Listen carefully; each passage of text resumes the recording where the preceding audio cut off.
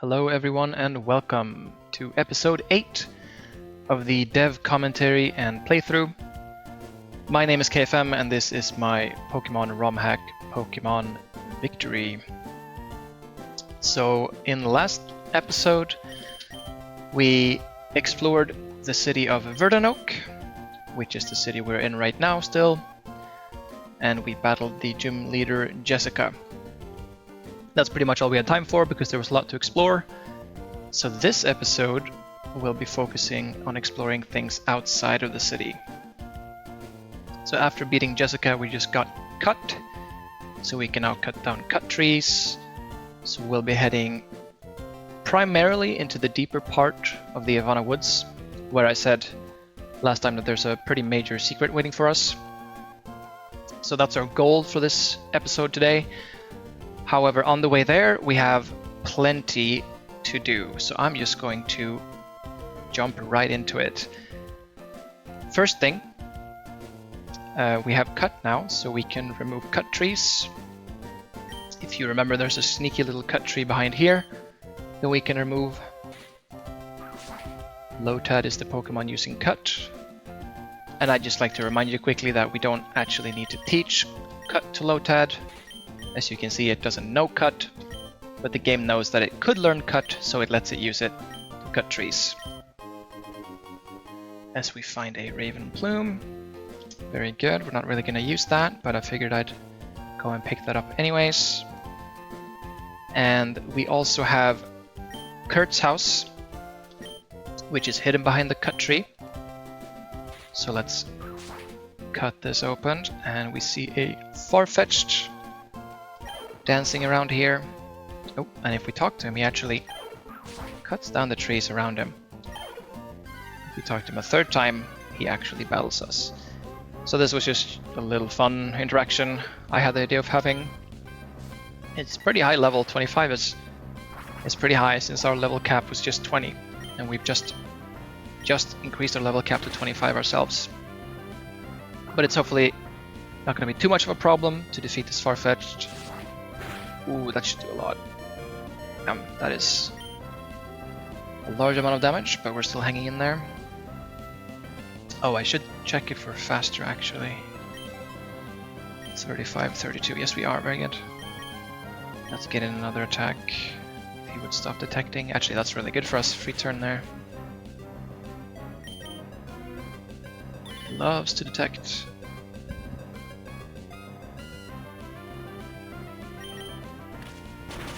I think I added Farfetch'd here originally because I think... Oh, your mirror moved me, wow. I think Kurt in the original games... Maybe he doesn't have a Farfetch'd of his own, but he... I'm pretty sure is somewhat associated with Farfetch'd. Because whenever I think of Kurt from the games, I think of that little event in the Generation 2 games where you go into a forest, have to find the Farfetch'd that's like running around hiding, and bring it back to cut charcoal or something. And I think Kurt is involved in that. Honestly, don't quite remember, but there's a Farfetch'd here. If you defeat it, you get the evolution requirements. You cannot catch this one because it's presumably Kurt's Farfetch'd. It's not a Pokemon that you can catch because it's someone else's. As I quickly go run and heal. And speaking of Farfetch'd, we're actually going to adjust our team a little bit. And Farfetch'd is a Pokemon that we're going to add. Galarian Farfetch'd. Regular Farfetch'd is not in the game. It's only Galarian. But I'll talk a bit more about that in a second as we just go back to Kurt's house here. Here's Kurt. Hello, I'm Kurt. He says normally he'd be able to craft Pokeballs using apricorns, but that's not a thing in this demo. However, he does give us the TM for Headbutt, and that's about all he does. You can talk to him again, but he doesn't say much more. Now my plan for him is to have him craft you Pokeball skins, and I think I've talked a little bit about this previously. But you can find apricorns in certain trees using Headbutt, which is why you get Headbutt from him, and then you can bring those apricorns to him and he can craft you Pokeball skins. And for those of you who don't know what I mean by skin, it's just like a visual change. Because Pokeballs are always 100% catch rate in this game, but if you look here at our dojo in the bottom left, there's a little Pokeball icon. And whenever we send out dojo in battle, it uses the regular Pokeball icon. But you can change that to other Pokeballs like a Great Ball, Ultra Ball, Master Ball, just for like visual flair, because it looks nice. And that's his sort of function. So you can go around the region and find trees, find apricorns, bring them back to him, and he'll make you Pokeball skins. Alright, so we're gonna go to Route 10 real quick. Now this is a route that's designed to be tackled a little bit later. So the trainers here have Pokemon around level 18, I believe, which I think we'll be fine with defeating, but we're not here to fight any trainers. We're actually here to just quickly pick up a Farfetch'd. So I'm going to use Dojo's ability here, which is Runaway, to just guarantee to run away from any wild battles that are not Farfetch'd. As I just hopefully relatively quickly find one here. You'll see the Pokemon that we can catch on this route. I guess I can go through that now. It's Meowth, Galarian Meowth. It's Galarian, right? Yeah, I think it's Galarian. Zigzagoon, Galarian Zigzagoon, Munchlax, one of the more rare ones. There's also Farfetch'd, obviously, that's what we're looking for. And I feel like there's some other ones. Some more common ones. I know you can fish here, you can fish up Lotad. So this is your second shot at getting Lotad already if you don't get it in the first secret lair on Route 3. I do believe you can also fish up Surskit. Yeah, you can. And then I feel like there's something else in the grass, maybe like a Tailo, but I don't quite remember.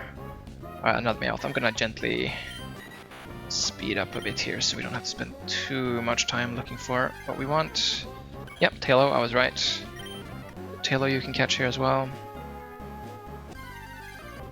Oh, there we go. Perfect. Level 16 too. Not bad. So the reason I'm gonna catch a Farfetch'd is because it's going to replace our Pidgey. Now, I said I wanted Pidgey on my team, and I definitely do. I still sort of do. However, Pidgey evolves while knowing the move Agility, and it can only learn Agility this early on through a move tutor. That move tutor is the one we passed on Route 5 in some earlier episode. He wants yellow shards in exchange for teaching us the move Agility, or teaching it to one of our Pokemon. And that's not a problem. I was gonna go back there and get Agility. But the problem that we do have is that Doduo also evolves, not through Agility specifically, but it evolves once its speed stat has been raised to 6 once in a battle. And the only way for Doduo to reach that speed stat in the demo is through Agility. So in the demo, both Pidgey and Doduo, and Rookidee actually, are sort of locked behind Agility, and there's only enough yellow shards in the demo to evolve one of them. There's 5 yellow shards potentially in the demo. And you need 3 for 1 Agility. Yeah, here we go. Raise speed to max during a battle. So I'm actually going to favor Doduo here and put Pidgey away. So sorry Pidgey, but you got replaced. But with that said, our team is now upgraded. And let me do something I would say, or I said I would last episode. Let's use, ooh, that's a lot. Let's use our XP store to level our Mudkip to level 20. Rock Throw, very nice. Don't need Tail Whip. And I do believe we get Water Pulse as well here. Yes, we do, very good. So at level 20, Mudkip can actually evolve into Marshtomp. And we meet all the requirements to do that actually, so we can just have a look here at the evolution menu. Level to 20, check. Has Water Resonance active, check. and then we just press A to evolve. So this is the only way you can evolve Pokemon, through this menu. You can press B here, just like that, to stop the evolution. I thought, honestly, I'd remove that, because I don't see any point in you having the ability to do that, because if you're going in here to evolve your Pokemon, you know you want to evolve it. You've already decided, you know. I understand why they give you this option in the real games, because it could be a scenario where your Pokemon suddenly evolves without you wanting it to, and then you can press B to cancel it. But I'm probably going to remove that if the full game ever releases, because I don't see a point in having that, honestly. There we go. Marshtomp. Do we learn anything on level up? I don't think we do. Maybe Mudshot? No. Alright, our first evolved Pokemon. That's pretty good, not summary. I wanted to look at your evolution quickly. Right, we also have Lotad. Haven't quite reached a level for Lotad yet, but we do have Water Resonance. Marshtomp, as you can see, evolves again into presumably Swampert if it has Water Resonance. But then another requirement also needs to be met, which we obviously haven't met yet. Farfetch needs to be leveled to 51, so unfortunately you can't evolve Farfetch in the demo. Wattrel, we don't know its requirements, although I can spoil and say you cannot evolve Wattrel in the demo either, because you need to surf on the water, because it's a seabird. And Doduo, we need to raise its speed and level it to 24. So we will eventually evolve Doduo, Lotad, and Tyro, but Wattrel and Farfetch'd will stay in their small forms. But that's absolutely fine. Excellent, so now we've done all the little chores I wanted us to do there. But now, before we head into the forest, again, we will head on to Route 6. So I also said this a bit last episode, but once you get to Verdanoak, you can actually head to Route 6, Route 7, or Route 10, whenever you want, and sort of just explore them.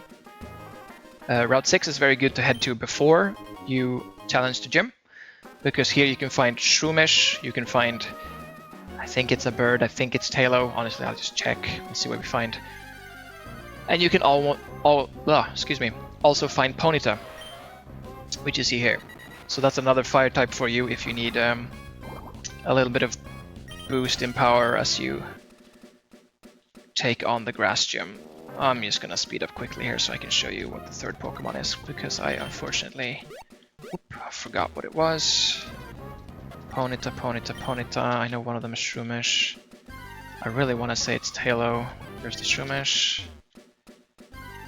Come on, give it to us. Shroomish, I'll give it a couple more tries, otherwise I can just honestly look it up towards the end of the episode here. Any luck? No. Alright, well, I think it's Tailo.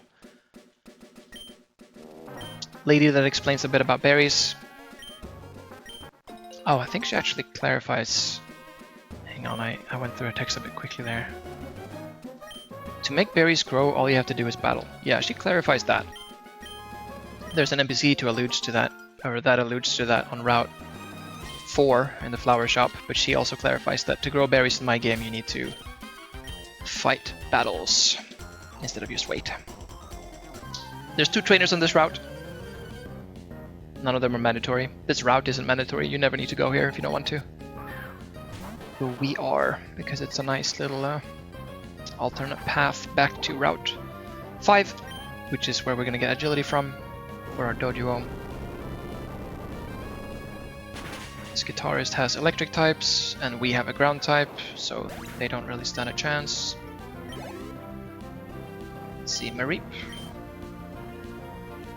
Now, I believe I told you this before, but you can actually get Mareep in this game. You can trade a Spinarak for it in Riverhaven, which I did not do, because we didn't find a Spinarak. Alright, no problem. I think leveling up Doduo is a good idea. We do want to hit 24 ASAP, because Doduo will be a huge power boost. Now here we have a little gentleman up here in the grass. Hello, sir. I fought the gym leader up in Riverhaven and lost. Their Pokemon were surrounded by some watery aura and I stood no chance. I wish someone could show me that watery aura. Well, what do you know? We actually have Water Resonance on us right now. If you do have Water Resonance on you, you sort of show it to this guy. You explain to him what it is. And then in return, he teaches you the evolution requirement for Poliwag. So that's just a little interaction with an NPC there. Type Resonance, I wonder what it really is. Yeah, I wonder where it comes from. Who knows? Definitely not me. Only a few people will ever truly understand you, but your Ponyta will always understand you. This was me trying to make dialogue that sounds like the character's like a horse girl. Because I was like, I want a trainer with a Ponyta. Oh, Ponytas are horses. And I can use the last sprite, because I don't think I used the last sprite almost at all for my trainers. At least not yet. So I made a last trainer, and I thought, hey, she should be a horse girl. And I literally googled horse girl quotes. And I just replaced the move or word horse with Ponyta. Yeah, that's some trivia for you. I don't know if it's a particularly good horse girl quote. I don't even know what a horse girl quote is, or if there are any, but that's what I did. I'm a Ponyta girl, aka I'm a horse girl. Yep, I don't know, that's just me. Again, having to write dialogue for this many trainers, eventually you sort of start to grasp at straws. But that's pretty much Route 6. Except there is a sneaky secret down here. If you walk down through this grass, there's actually a rock slide path down that you can't access in the demo. But you can see there's a waterfall down there. And a fun little bit of continuity is that that waterfall is supposed to be the river that runs from Mount Lave. So if you remember from the previous episodes, we established that the river actually comes or starts from Mount Lave because the water orb is there generating water. And you can see on the map here that it runs down. And you'll be able to surf here later on in the game as well. And then Route 3 has a river going through it. That's the River Lave, so we've passed it there. Then it keeps going south, and then Route 1 also has a river through it. If you remember from the very first episode, we've also passed this. Then it sort of runs through the forest, which we also passed, went over some bridges. And then it runs out here through the rock wall. And it goes straight into the desert, which is right south of us. The Kulho Desert. And maybe, just maybe, this rock climb path leads down to the desert. But again, you can't really access it in the demo. Alright, now we can pass these cut trees because we have cut. And we'll just keep on heading up. Now we're on Route 5. Cut these trees down. And we arrive at the fisherman's house, where our dear friend, the Move Tutor, is also hanging out. Hello, sir. Let's make a deal. Yes, we will. Teach me agility, please. And we're going to teach it to Doduo. Excellent. Yes, let's learn agility. Mud Sport is pretty useless. There's not that many electric types in my demo anyways. Perfect. So now we can meet one of our Doduo's evolution criterias, as he takes our yellow shards from us. Now we're gonna head back and start heading into the forest. Something I do want to do as well is, since we're using Water Resonance, I remembered that we also have a TM that goes very well with Water Resonance, and also a lot of birds learn it. That team is Bullet Seed. Now, Bullet Seed is a multi-hit grass type move, and that meshes super well with Water Resonance because I've said this before, but if you hit the first Bullet Seed, it has a chance to wet the target, and that means every previous Bullet Seed will also be super effective because wet targets are weak to grass and electric moves. And we have several Pokemon that can learn Bullet Seeds because we have a bunch of birds and the grass type. So we are going to spice up our moveset here. Bullet Seed for Doduo. And I think we'll give it to Wattrel as well. Even though Wattrel is a bit of a special attacker. We don't super need Bullet Seed, but we can carry it around for now. I don't think we'll be using it too much. And then for the final one, we'll teach it to Lotad. It's also stab on Lotad, so that's gonna be very good.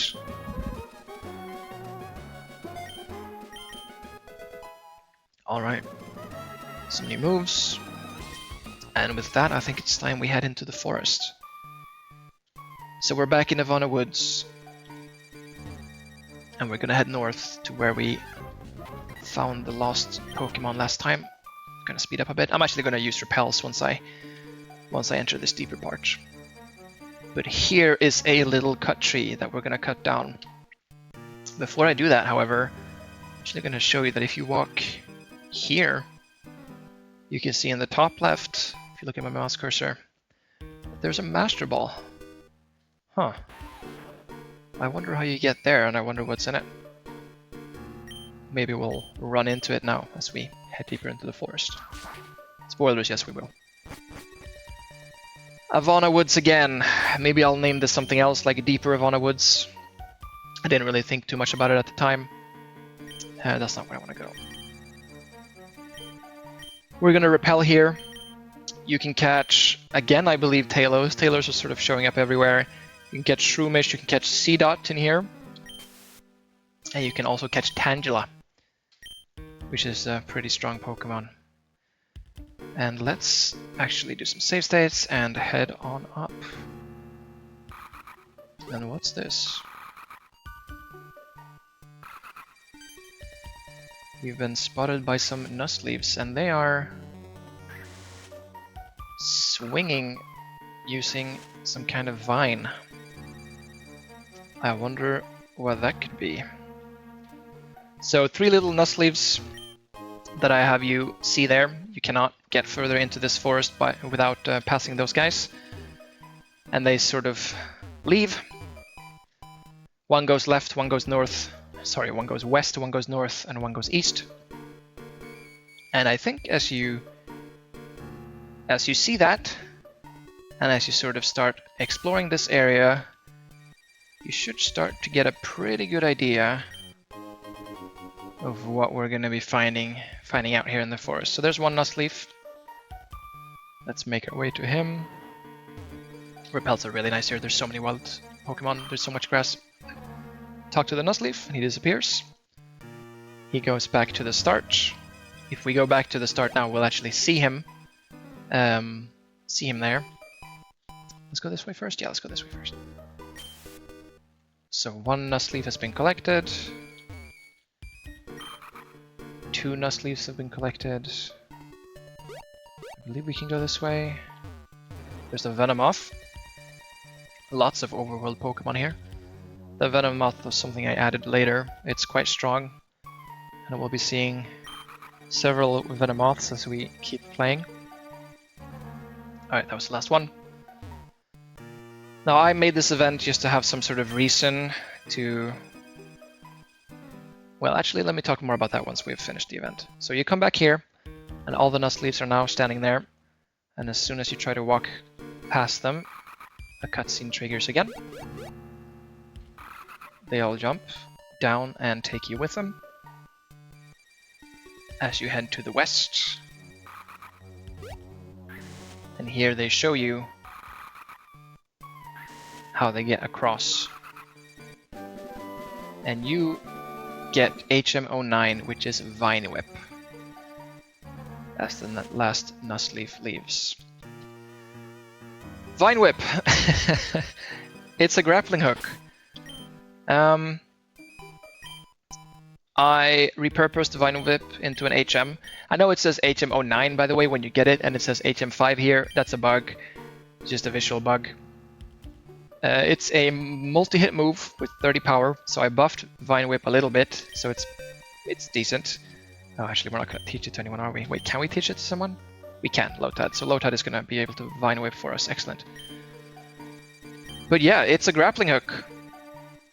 This was inspired in part by Team Aqua's Hideout, their YouTube channel. A couple of years ago, I think they put up a video where they had a Zelda-inspired Romhack, or like ideas for a Zelda-inspired Romhack, and he had a hook shot, which is, if you play Zelda, it's essentially a grappling hook. And I thought that was a really good idea for Pokemon. It looks so fun to use, so I made my own, but I stylized it as Vine Whip because I think that makes sense.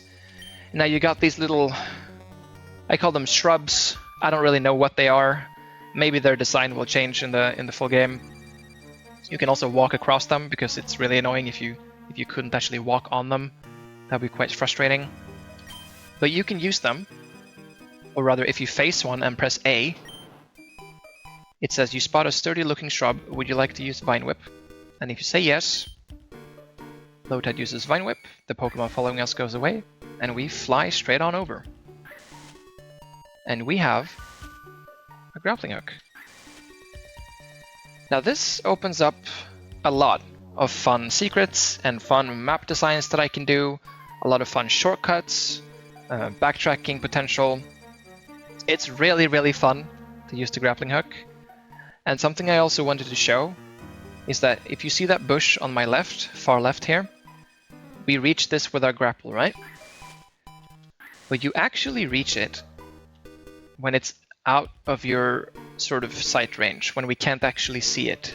So if I press A now, we still reach it. I think that's the limit. We maybe reach it here. No, we don't. So one tile off screen, you can still reach it. And that's deliberate design because that also opens up a bunch of fun little secret interactions. So before we head to the left, which is where we want to go, I'm going to loop around here and we're going to do some grappling hooking. Grapple hooking? Grapple hooking. Up here, where the nust leaves were. Oh, the grapple hook also puts your Pokemon away, but it comes back after a while. Sometimes you can, remember, you can just press the button to have it come back too. So if your Pokemon's ever gone, just press L and it'll come back out. If you look at this stuff in front of me, it's supposed to be sort of like leaves or something on the ground. And this is a visual indicator that a grapple that's just out of your sight is here. Does that make sense? So when you see this leaf, or leaf pattern, or whatever it is on the ground, you can look around for grapples, and I mean we have one here that I'm standing on, and we have one here, but we see those, so those are not the grapples that the leaves are pointing out to us. So there should be a grapple to our south, which we can't see, or to our west, which we can't see. So I'll try south, nothing. I'll try west. Oh, yep. And same thing here. If you see this, oh, somewhere I can grapple. West, nope. North, nope. East, oh, would you look at that. So I sort of try to gently establish this as a design principle here, because this will show up later, and this sort of little grassy vine tile is behind one of the bigger secrets in the game, which we will get to in a couple of episodes. And here we have a Venomoth. Oh dear, this Venomoth is actually relatively strong. We're gonna save state here. This Pokemon will likely be impossible to catch. Do you still wish to fight it? Yes, we do. So you cannot catch a Venomoth, but it's not a terribly high level. Although relative to me right now, it is pretty high. It's 26.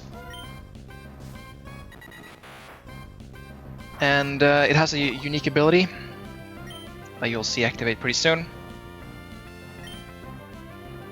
Uses Rage Powder. That did nothing. Absolutely nothing. That's actually insane how little that did.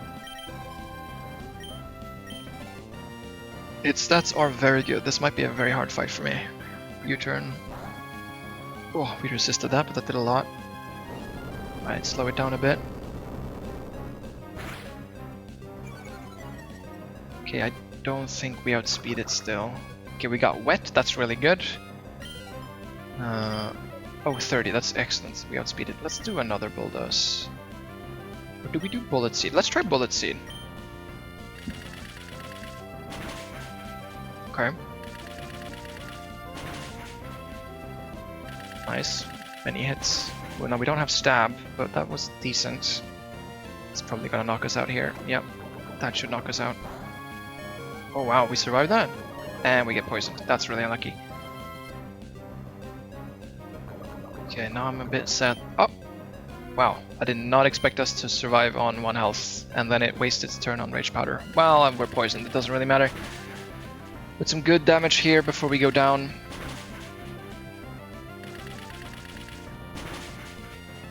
Oh, I really wanted 5 hits there, but we should be fine.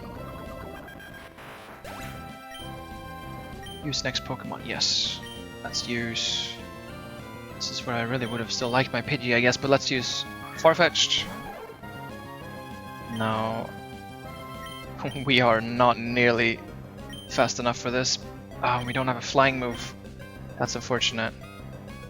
I think we actually low sweep here. We'll get 1 hit because of Flying Resonance, as it Rage Powers anyways. This is gonna do no damage, but we will lower its speed a bit more. Honestly, I could have leered too. 22 speed. Let's go for 1 more low sweep. Okay, do we survive this? No. Oh, we do. Okay. Venomoth is, has way higher special attack than physical attack, so his physical moves aren't hitting us too hard. I think, right? And we can always double check the dex menu. Attack 44, special attack 57, yep. And I do think we outspeed now, so let's do a Leer before we go down on Farfetch to sort of soften it up for our next party member. Who shall this be? Wattrel, you are level 11, and Lotad, you are level 10. I mean, Tyro doesn't have any good moves. I guess it's just Marshtomp. I guess I didn't really need to Leer it then, because I don't think Marshtomp has any good physical moves. Well, we have Rock Throw. Rock Throw, super effective, and it's Leered. Yeah, might be pretty good actually. Nice. Super. Venomoth defeated. We didn't quite get to see its ability there because we didn't use any contact moves. But there we go. Once you defeat that Venomoth, you get an item called the Purple Dust Scale, which I believe is in our items pocket. Now this item is actually an evolution item for Venonat, for those of you that picked Venonat as your, so to speak, second starter. What's my way down here, by the way? Here we go. So yeah, that's how you evolve Venonat into Venomoth. You need the Purple Dust Scale. Now, there may be more Venomoths that we're going to run into. So I'll talk a bit more about all of this once we get to those. And for those of you that don't have Venonat, you can actually sell the Purple Dust Scale to a vendor or to a Pokemon Mart for a pretty hefty sum of money. I believe it's either 2,000 or 5,000. By the way, that was a very sneaky bush there again, using those vines on the ground. And that gets you to this Pokeball over here, which is a big mushroom, which also evolves a certain type of Pokemon. It evolves Paras into Parasect. Now I'm actually gonna go down here. I did go over there, yeah. Just show you where we are now so you don't get too disoriented. So this is where we learned Vine Whip, right? And now we're just crossing the river to the other side. So we just crossed. And there's a bunch of grass, there's a bunch of bushes. This area you might recognize. We can head to the east here, but there's nothing. We can also head straight south. And then we appear back in Verdenoak. So that's a small bit of not clever game design, but just good like looping map design. You enter an area, unlock its secret, unlock a new traversal method, and then you can use that method to get back to the Poké Center quickly, or quicker in this case. And oh yeah, also something I wanted to say about the Nuzleaf sort of Vine Whip event is that I based it off of Super Metroid actually, with the little like animals that teach you the wall jump ability.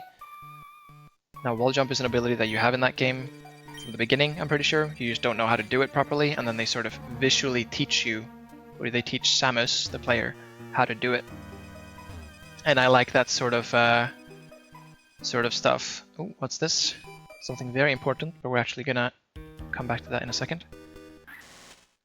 So that's where I got the idea that the Nust Leaves actually teach you Vine Whip, instead of you just finding Vine Whip on the ground. Obviously, it doesn't make much sense that the Nust Leaves sort of give you an HM, like a physical...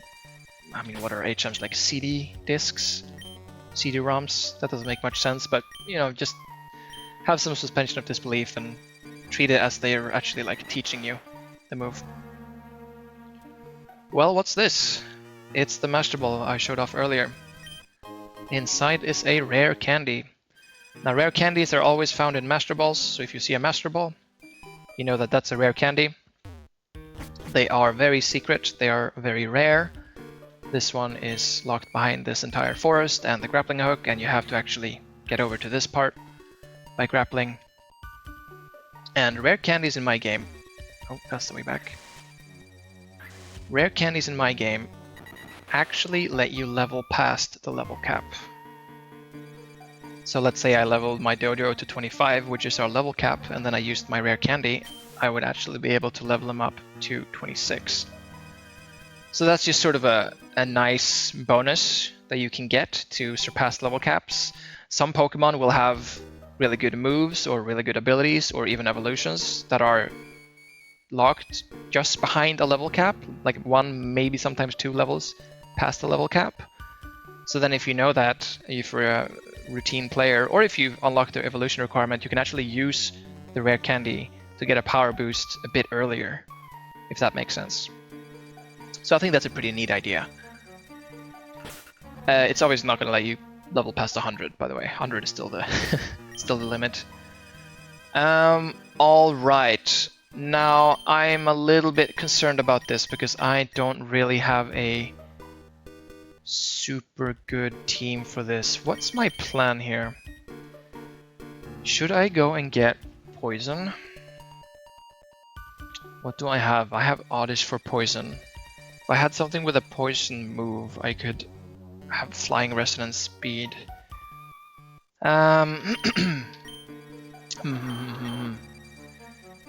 Maybe we start with Marshtomp and I just sort of cheat a little bit. Because here, deeper into the forest, you meet the Nust Leaves again. You talk to them and they sort of step aside. But then you've got this guy, who's looking pretty menacing, and he's guarding a door. Now you might recognize this door. It looks awfully familiar to the door that we found in Mount Lave. But this time we don't have to defeat a Blastoise to get to it. We have to defeat a Shiftry. It looks very tough to defeat and will likely be impossible to catch. Yes, you cannot catch this Shiftry at all. But we will give it our best shot. This is not a level 60 Shiftry. It's a bit lower. It's level 40. So this is way more doable. But let's see if we can do it. I'm going to cheat here. Because I just want to show off this area. So I will be safe stating and jumping back and forth and being a cheater just in general. That definitely knocks us out. But we'll see if we can beat it. Alright, let's do Farfetch'd. Hopefully Low Sweep does a good amount. We can also Fury Cutter. That did a really good amount. That was a crit though. Let's see what Shiftry uses here. I don't really want to get knocked out. Wet is really good. We should maybe survive this. We do resist it. Oh, that sucks. I'm gonna jump back and we're gonna just tap the speed up button here. Wait, I'm silly. I should be detecting here. And then we'll try Low Sweep. He missed something, didn't even see what he used. Good. Yeah, no shame by the way. Full on cheating. Low Sweep again. Nature Power, what is he doing? Okay, I don't want to take a Tri Attack. Let's detect that. Slow Sweep again. Night Slash. Can he miss Night Slash? Good. Alright, how's her speed looking? 30 speed to 19 speed. He's still pretty fast.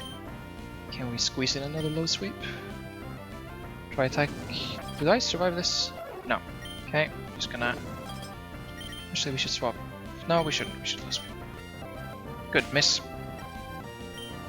Let's do another low sweep. He missed again. Low sweep. Now I feel like we're faster. Nope. Oh, he's grass whistling. Well, that's a really low chance to hit. Surely we're faster now. And surely we knock it out here. Excellent. So that was me cheating a level 40 Shiftry. It's easier than the Blastoise, but it's got slightly more dangerous moves than the Blastoise, even though it's lower level. If you have a bug type, you're 4 times super effective against it. So in a way, well, not in a way, it's definitely much simpler than the Blastoise. Alright, here we have our second Resonance Door of the game. Resonance Doors, if you remember, have Braille on them, and they say Resonate, R-E-S-O-N-A-T-E, and in this case, Grass, G-R-A-S-S. Now, we do not have Grass Resonance. I actually didn't think about that when I ran back here, but something we will try to do is quickly catch a Grass-type Pokemon. We do have Repel on, so we're going to turn off Repel. We're actually going to head back, and we are going to get ourselves a Grass-type Pokemon, because I know we have one, right? We have an Oddish. So I gently speed up here. Oh, we have 2. Perfect. Excellent, excellent, excellent. So Tyrogue, use it out for a bit. And Farfetch, use it out for a bit. As we now have Grass Resonance active, right? Grass, Grass, and change you to Grass. Excellent, we might as well heal. Speeding up really quick here. And then we run all the way back. Actually, I don't need to speed up too much because we are at the end of the secrets here, and this is, after this we will end the episode. So let's head back, and let's use our trusty Repel. There they are, 8 left, that's good. Perfect. Back we go. Oh, let's get our Pokemon out. There we go. Alright, Resonate Grass. Lovely. And in we go. To the second Resonance Orb of the demo. And this is the last of the hidden, sort of secret Resonance Orbs. The third one you will see is pretty mandatory. A large orb pulses slowly on top of the pedestal. You see emerald blades sway and dance beneath its surface. Would you like to take it? Again, if you say no, nothing happens. If you say yes, this time we just get the orb. If you remember last time, there was a whole ordeal with taking the orb, but this one is fine to take. We think. At least we don't have a reason yet to believe otherwise.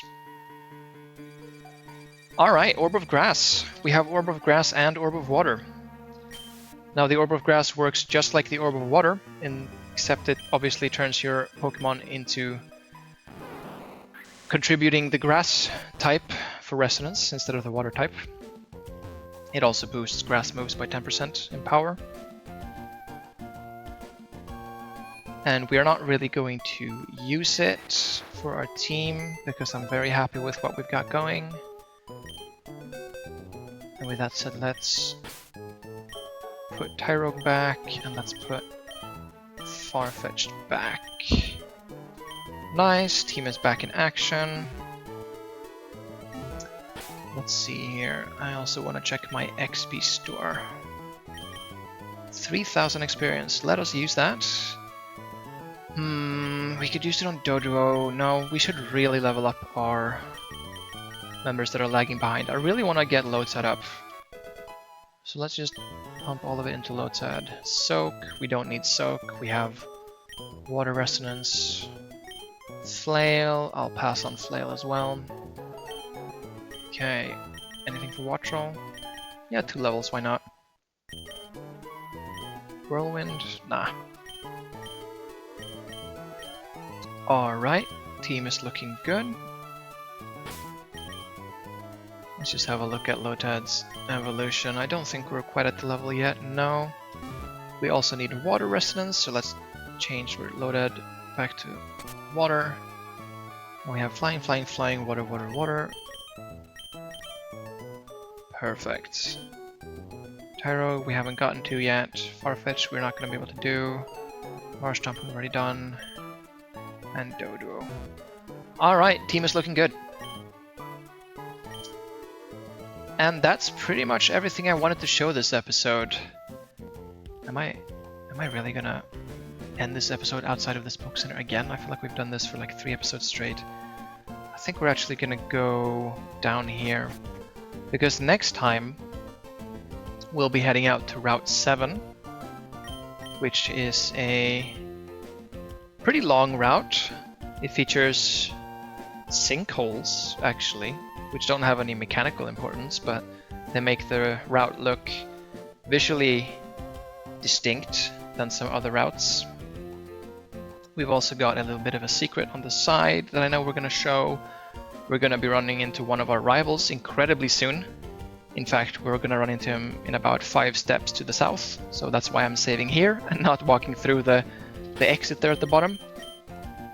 We're also going to find the 4th secret lair. We're going to find a hidden trainer who tries to hide in the trees. We're going to see a sandstorm. Somebody is going to explain a little bit about the desert to us. And at the very bottom, we'll see another Snorlax and eventually reach a campsite. And then we'll see how much of the campsite we manage to do for the next episode.